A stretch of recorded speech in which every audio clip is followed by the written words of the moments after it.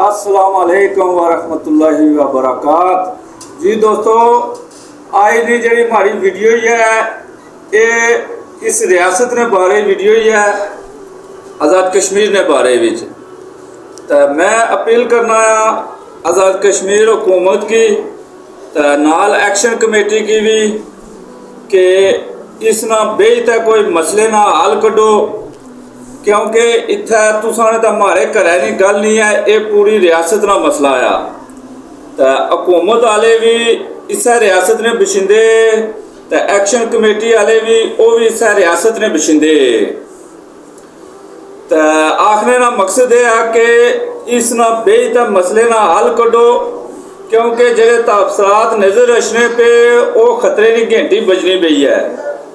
तो लिहाजा यह है कि हुकूमत की तरफों भी अगर कोई नुकसान होया तो वह भी काबिले बर्दाश्त आ, वो भी सारा अपना इस रियासत का नुकसान आ। तो जे एक्शन कमेटी की तरफ कोई नुकसान होया तो वह भी सारा अपना नुकसान आ, इस रियासत का नुकसान आ। क्योंकि एक कश्मीर जी छोटी जी रियासत थी, इसकी जन्नत का टुकड़ा आख्या जाना आ। तो इस जन्नत ने टुकड़े सारा फर्ज है कि आसा इसकी सजात है सवारा, ना कि इसकी आसा उजाड़ी छोड़ा। तो मैं हुकूमत की भी ये अपील करना है तो एक्शन कमेटी की भी कि बेहतर इस मसले ना हल कढो, क्योंकि 3-4 महीने पहलू पाकिस्तान तो इंडिया की जंग लगी है तो वो भी बेहतर उस मसले ना हल कढ़िया गया है। तो आने जिले सज्जे तो खब्बे या अगे पिछे रास्ता ना नजर अच्छा तो दरम्यान विचों उसना हल कढ़ना चाहिए है।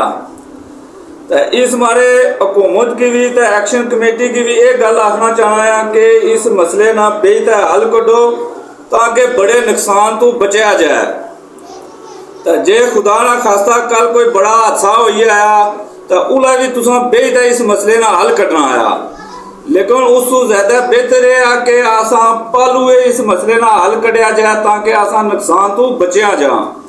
ये सारा चमन आ बड़ा खूबसूरत चमन आ, तो ये सारे पर फर्ज है कि आसा इसकी और खूबसूरत बना, बल्कि ये सारा कदे भी हक नहीं बनना कि आसा इसकी बगारी छोड़ा तो तबाह करी छोड़ा।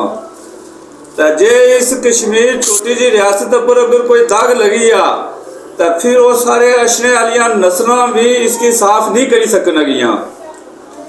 तो मैं एक बार फिर एक्शन कमेटी की तो हुकूमत की भी आखना है कि इस ना बेहतर मसले ना हल कढो। ये मसला कोई छोटा नहीं है, ये दिहाड़ा और खतरनाक होना जाना पाया, क्योंकि हुकूमत भी जड़े उन्होंने बयान सुने अशने वो भी जिद पोड़ी भी तो एक्शन कमेटी वालिया भी। तो इस मसले ना कोई हल कढो ताकि नुकसान तो बचा जाए, क्योंकि एक दिन शटर डाउन होने नाल सोची गिनो कि करोड़ा खरबा रुपया का नुकसान आ। तो आसा कश्मीरी लोग यहाँ आसा बड़े एहसासमंद लोग यहाँ आसा एक दूसरे ने हमदर्द लोग यहाँ आसा का किसी जानवर भी जबा होने ना तकी सकने, उसकी जान निकलिया उस खून निकलिया। तो इस मारे ये तुसाने घर ना या हमारे घर ना मसला नहीं है, ये पूरी रियासत का मसला आ।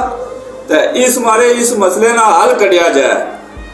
तो बाकी कोई कमी पेशी हुई गई तो माजरत। अस्सलाम वालेकुम।